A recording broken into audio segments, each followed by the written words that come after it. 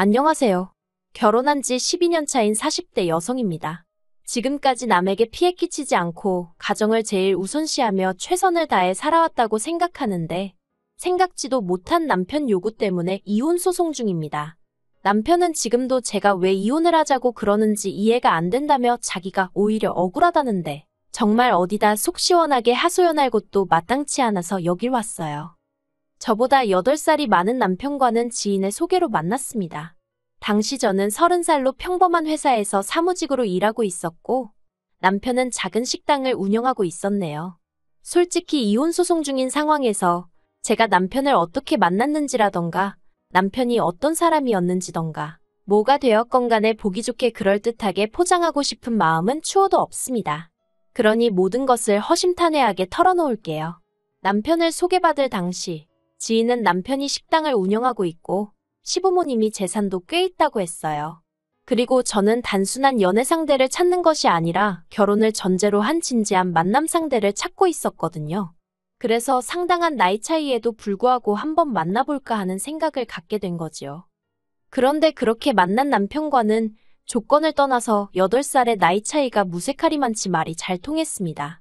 그동안 비슷한 나이대의 남자들과 만나면 늘 철들지 않은 어린애들과 이야기하는 것 같았는데 그런 면에 있어서 남편은 아주 다르더라고요. 대화의 주제 또한 얼마나 다양했는지 재테크부터 시작해서 정치까지 거침이 없었어요. 그래서 하루가 다르게 제가 먼저 남편에게 빠져들어갔네요. 그리고 그렇게 사귄 지 1년쯤 되던 해 남편이 저에게 프로포즈를 해왔습니다. 이미 남편이 하루빨리 프로포즈를 해주길 기다리던 저로서는 생각하고 말고 할 것도 없이 오케이였어요. 그런데 남편이 프로포즈를 하면서 하는 말이 서울 외곽이긴 해도 아파트도 이미 준비되어 있다고 하더라고요. 저는 거기까지 기대했던 것은 아니었기에 조금 당황스러우면서도 솔직히 기쁜 마음을 감출 수 없었습니다. 친정부모님도 이러한 상황을 알게 되시고는 처음에는 나이 차이가 많이 나서 부담스럽다 내키지 않는다 하셨던 마음이 조금 풀린 듯한 눈치였어요. 아무튼 그래서 남편이 집을 책임지고 제가 혼수를 책임지고 그렇게 식을 올리게 되었습니다. 하지만 막상 식을 올리고 얼마 지나지 않았을 때 저희가 살고 있는 아파트가 남편 명의가 아니라 시부모님 명의로 되어 있다는 사실을 알게 되었어요. 제가 남편더러 왜 시부모님 걸 당신 거라고 했냐고 따지니 어차피 돌아가시면 자기가 받을 거니까 똑같은 거 아니냐대요. 그러면서 덧붙이기를 세금이랑 여러 가지 문제가 복잡하게 얽혀 있다 보니 그렇게 된 거라며 너무 신경 쓰지 말랍니다. 그리고 저는 그때 결혼한 지 얼마 되지도 않은 신혼에 그런 문제로 다투는 게 왠지 남사스럽다고 생각했어요. 어디다 속 시원하게 어떻게 하는 게 좋을지 물어볼까도 생각했지만 한편으론 왠지 쪽팔린 것 같기도 하고 남들이 저를 멍청하게 볼까봐 걱정도 되대요. 그래서 나름대로 좋은 쪽으로만 생각하고 보려고 했습니다. 남편 말대로 언젠가 어머님 아버님이 돌아가시면 남편이 물려받을 텐데 너무 생각을 많이 하지 말자. 그렇게 스스로를 이해시키려고 했지요. 아무튼 이후로 저희는 어느 다른 부부들처럼 평범한 결혼 생활을 이어갔습니다. 좋은 날이 있으면 힘든 날도 있듯이 저희도 그렇게 웃고 울며 10년이 넘는 긴 세월을 함께 해왔지요. 그리고 솔직히 말이 나와서 말이지만 남편과 사는 동안 진지하게 이혼을 생각했던 적도 있어요. 그건 바로 아이가 유치원에 들어가던 시기에 남편이 주식을 했을 때였습니다. 저와 상의 한마디 없이 식당을 담보로 잡아 대출을 받았고 그 돈으로 주식에 투자를 했더라고요. 그리고 그 액수가 자그만치 7천이었습니다. 수습도 할 수 없을 만큼 일이 커지고 나서야 남편이 저에게 닭똥 같은 눈물을 흘리며 어떡하면 좋겠냐며 상황을 알려왔는데 단순히 화가 나는 게 아니었어요. 실망스럽고 한심하고 말할 수 없을 만큼 복잡한 심정이었지요. 남편더러 도대체 무슨 생각으로 그런 짓을 한 거냐고 물었습니다. 그랬더니 남편은 자기가 아무리 장사를 해도 벌어오는 돈은 뻔하다고 그래서 차라리 투자를 해서 한 방 딱 터뜨리는 게 낫겠다 싶었다대요. 그리고는 남편은 몇 번이고 이게 다 가족을 위해서 그런 거였다며 반대로 자기가 돈을 땄어도 이렇게 화가 났겠냐는 거예요. 정말이지 뻔뻔한 남편의 태도에 진저리가 날 정도였지만 결국 처음이자 마지막이란 말로 넘어가 주었네요. 어쨌든 애아빠였으니까요. 그런데 마음을 좀 다잡고 살아보려던 찰나에 일이 생겼습니다. 건강검진을 받으신 아버님이 간암 판정을 받으셨거든요. 그런데 어머님이고 남편이고 아버님 간병을 제가 하기를 바라더라고요. 정말이지 목 빠지게 제가 하겠다고 나서주기만을 바라는 사람들처럼 행동을 하대요. 물론 단지 그 이유 때문에 제가 아버님 간병을 시작한 것은 아니었습니다. 남편과 어머님이 보여준 태도가 부담스러웠던 것도 사실이지만 저는 저대로 어쨌든 암이라는데 아픈 사람을 섭섭하게 하는 건 경우가 아니라고 생각했어요. 그리고 초기암이었으니까 수술만 하면 깔끔하게 낫는 줄 알았지요. 그래서 그까짓 거 길어봐야 한 달이다 생각하고 애들까지 친정에 맡겨가면서 자의반타의반으로 간병 생활을 시작하게 되었네요. 하지만 제가 원래 간병을 해본 사람도 아니고 4박 5일 내내 남자 병실에 머물면서 아버님을 간병한다는 건 정말 쉬운 일이 아니었습니다.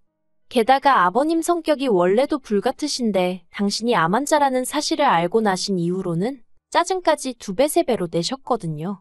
솔직히 저 때문에 암에 걸리신 것도 아닌데 저한테 얼마나 화풀이를 하시던지 그래도 참을 인자를 손바닥에 그려가며 꾹꾹 눌러 참았습니다. 수술만 하면 끝이니까 다 낫고 나시면 나한테 미안해하실 거라고 그렇게 생각하면서 말이지요. 그런데 안일하게 생각한 제가 어리석었어요. 암이라는 게 수술만 하면 끝이 아니라 이후로 5년 동안은 매달 한두 번씩 정기검진을 받아야 한다는 이야기를 들었거든요. 그리고 혹시나 했지만 역시나라고 아버님은 수술은 성공적으로 끝났다고 했지만 이후로 매달 한두 번씩 병원에 와서 검사를 받으라고 하대요. 그래서 어머님 아버님은 대전에 살고 계셨는데 그 검사를 받기 위해서 매달 서울에 올라오셔야 했어요. 그런데 진짜 문제는 서울에 오실 때면 저나 남편이 두 분의 일거수일투족, 그러니까 한마디로 모든 걸 대신 해결해 주길 바라셨다는 거예요. 버스는 물론이고 택시조차 타기를 거부하셨습니다. 솔직히 제가 생각하기엔 대전이나 서울이나 크게 다를 것도 없다 싶었는데 말이에요. 그래서 한 번은 제가 전화로 병원 가는 길을 알려드릴 테니 한번 직접 가보시면 어떻겠냐 여쭙습니다. 그날 회사에서 이것저것 해결해야 하는 일들이 쌓여 있었거든요. 그랬더니 아버님이 지금 늙은 시애비더러 알아서 하라는 거냐며 어찌나 격분을 하시던지요. 그래서 그때부턴 남편과 제가 되는 대로 번갈아 가며 두 분을 모시고 병원에 다니고 그랬습니다. 하지만 그러면 뭘 하나요? 서울병원 그렇게 서울에 있는 병원을 맹신하며 열심히 다니시던 아버님은 결국 뼈에 암세포가 전이되어 돌아가셨습니다. 아버님이 담당 교수에게 몇 번이나 옆구리가 아프다고 말씀을 하셨는데 그럴 때마다 담당 교수가 그럴 수 있다며 별거 아니라는 듯 넘겼거든요. 보다 못한 제가 혹시 디스크일지도 모르니 MRI라도 한번 찍어보자며 동네 병원으로 모셨다가 거기서 전이 사실을 알게 되었네요. 그리고 그 사실을 알았을 땐 어떻게 손 써볼 방법이 전혀 없는 상황이었습니다. 그래서 결국 아버님은 투병 생활 3년 만에 세상을 떠나셨어요. 그런데 아버님이 돌아가시고 나니까 남편이 생각지도 못한 소리를 꺼냈습니다. 장례를 치르고 한 달쯤 지났을 때였어요. 남편이 저에게 할 말이 있다면서 분위기를 잡더라고요. 아버님이 남기신 유산과 본가를 정리하고 저희가 살고 있는 아파트도 팔아서 이사를 가자대요. 40평대 아파트를 구해서 어머님을 모시고 같이 살자고요. 그런데 사람이 너무 뜻밖의 상황을 맞닥뜨리니까 순간적으로 패닉 상태에 빠졌다고 할까요? 말도 제대로 안 나오는 거예요. 그리고 남편은 그 틈을 놓치지 않고 저에게 속사포처럼 자기 생각을 쏟아냈습니다. 어머님이 무릎도 안 좋으신 데다가 본가에는 아버님과의 추억도 많으시고 그런 곳에 혼자 계시게 하려니 자식으로서 마음이 편치 않다면서 모시고 살았으면 좋겠답니다. 어머님이 저를 시집살이 시키고 그럴 분도 아니고 오히려 아이들 키우는 데 있어서 저희가 어머님으로부터 도움을 받을지도 모른다면서요. 혼자서 얼마나 오래 생각을 했는지 말이 한번 끊어지지도 않고 그 입에서 줄줄줄 나오는데 기가 차대요. 저는 남편에게 모시고 사는 건 안 된다고 딱 잘랐습니다. 지금도 회사 다니면서 애 둘 케어하기도 힘들어 죽겠다고, 그런데 어머님까지 어떻게 모시고 살라는 거냐고요. 그랬더니 남편은 말이 모시고 사는 거지 집도 넓혀서 갈 거고 어머님이 생전 저한테 뭐 바라는 거 있으셨냐면서 저더러 무조건 싫다고만 하지 말고 좋은 쪽으로 생각을 좀 해보랍니다. 하지만 이건 뭐 생각해보나마나 문제였지요. 제가 남편더러 지금 어머님 연세가 얼마시냐, 앞으로 살다 보면 편찮아지실 거고 그러면 그 병간호는 또 내 몫이 될 텐데 아버님 때 너무 시달리고 고생을 해서 그런지 이제는 엄두가 안 난다고 같이 못 산다고 했어요. 그러자 남편이 한다는 소리가 너 유산 받기 싫어? 그러는 겁니다. 아버님 돌아가시면서 현금 1억 정도 남기셨고 땅도 조금 있고 뭐 두 분이 사시던 아파트 그게 남편 말로는 몇 억은 한다대요. 그런데 솔직히 말해서 저 그 유산 그렇게 탐나지 않아요. 유산 받으면 뭐 그걸로 제가 제 옷을 사 입겠어요?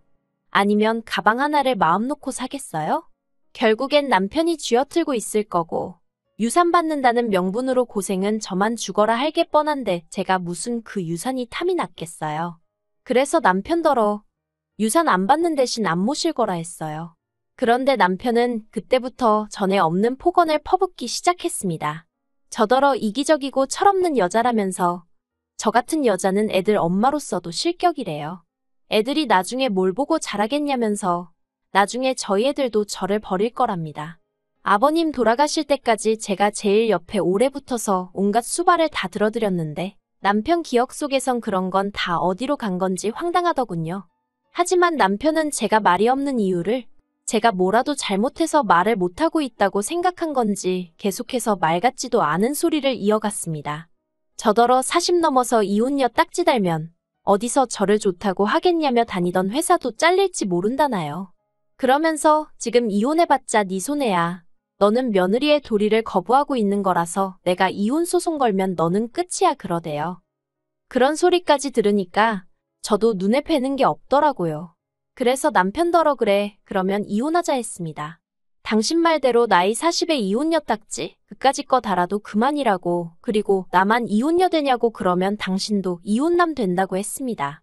나이 50에 이혼남 딱지 달면 당신은 어디 가서 환영받을 것 같냐고 저도 똑같이 쏘아붙였어요. 남편도 제가 그렇게 나올 줄은 몰랐는지 그제서야 눈을 동그랗게 뜨고는 지금 말이라고 하는 거냐면서 그리고 저는 이튿날 바로 이혼 전문 변호사를 찾았습니다. 솔직히 변호사 사무실에 가는 내내 아이들이 눈에 밟혔지만 마음을 독하게 먹었어요. 아이들도 언젠가 저를 이해해 줄 거라 믿으면서 남편에게 가타부타 말하지 않고 내용 증명 보냈습니다. 솔직히 그 과정 내내 제가 남편더러 나가라고 한 것도 아니고 그렇다고 제가 집을 나온 것도 아니었어요. 다만 아이들이 혹시나 상처를 받을까 걱정되어 친정으로 보낸 상황이었습니다. 그나마 방학이었으니 다행이었지요. 그런데 남편이 내용 증명을 받고서는 아주 생난일을 치대요. 네가 뭔데 이혼을 하냐마냐 하냐면서 이혼 소리를 꺼낸 건 자기였으면서 정작 제가 먼저 액션을 취한 게 화가 나는 모양이더군요. 그리고 결론부터 이야기하자면 결국 이혼했습니다. 1년간의 지리한 다툼 끝에 제가 이겼어요.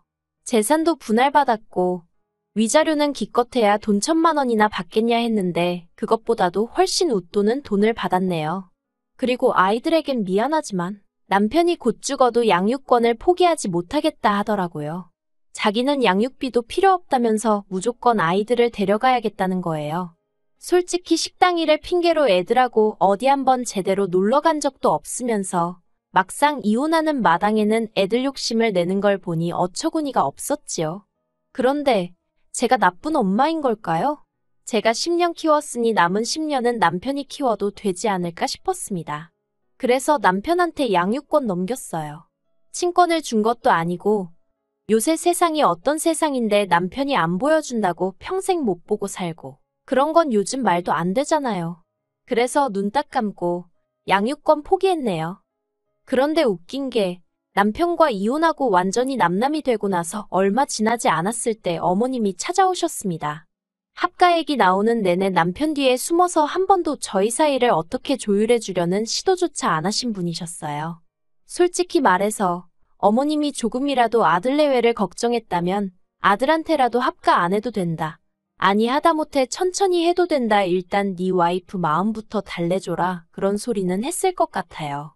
하지만 아버님 간병 때도 그렇고 결정적인 순간에는 꼭 당신 아들 뒤에 숨어서 나는 아무것도 몰라요. 하고 계시는 분이셨습니다. 그런데 그런 분이 절 찾아오셔서는 다시 살림을 합치는 게 어떻겠냐입니다. 저는 제 귀를 의심했어요. 그런데 어머님 말씀이 듣다 보니까 얼떨결에 당신이 살림도 다 하시고 애들 케어도 다 하고 계신 모양이더라고요. 그러면 그렇지 집버릇 누굴 주나요? 저랑 살 때도 장사하는 게 무슨 벼슬인 것 마냥 집안일엔 손가락 하나 까딱도 안 하던 인간이에요. 그런데 어머님하고 산다고 뭐 얼마나 달라지겠어요? 어머님이야 매일 제가 치워둔 깨끗한 집에서 제가 차려드리는 음식이나 드시고 하셨으니 합가를 하면 얼마나 좋을 줄 아셨나 본데. 아무튼 어머님은 계속해서 아가아가라고 저를 부르시며 애들도 저를 찾는다고 자꾸 애들 이야기를 하시면서 제 마음을 돌리려고 하셨습니다. 하지만 저는 그런 어머님의 말씀을 단칼에 잘랐어요. 이혼하면서 재산 분할도 제대로 받았고 그래서 그 돈으로 저 혼자 살 수 있는 작은 아파트 하나 샀다. 위자료로 중고차도 한 대 샀다. 그리고 요새는 전에는 살림하느라 시간이 없어서 못했던 운동도 한다. 정말 사람 사는 것처럼 살고 있는데 너무 즐겁다고요. 그러니 이런 불쾌한 이유로 다시 연락하시거나 찾아오지 마시라 했습니다. 아이들은 잘 부탁드린다고 했네요. 그러자 어머님이 저더러 독한 X라며 너도 네 자식한테 똑같은 꼴을 당해보랍니다. 아니, 어머님은 왜 당신 아들 때문에 고생하시면서 저한테 화풀이신 건지. 그냥 불쌍하다 생각하고 내내 건성으로 대답하고 먼저 등 보이고 나왔어요. 속이 후련합니다. 아이들한테 미안한 건 미안한 거지만 제 인생도 소중하니까요. 만약에 애들 아빠가 정말 애들 못 키우겠다 하면 그때는 친권까지 싹 가져올 생각은 있어요. 그저 저에게 남은 소원이 있다면 언젠가 애들이 이런 제 마음을, 제 사정을 이해해줬으면 할 뿐입니다.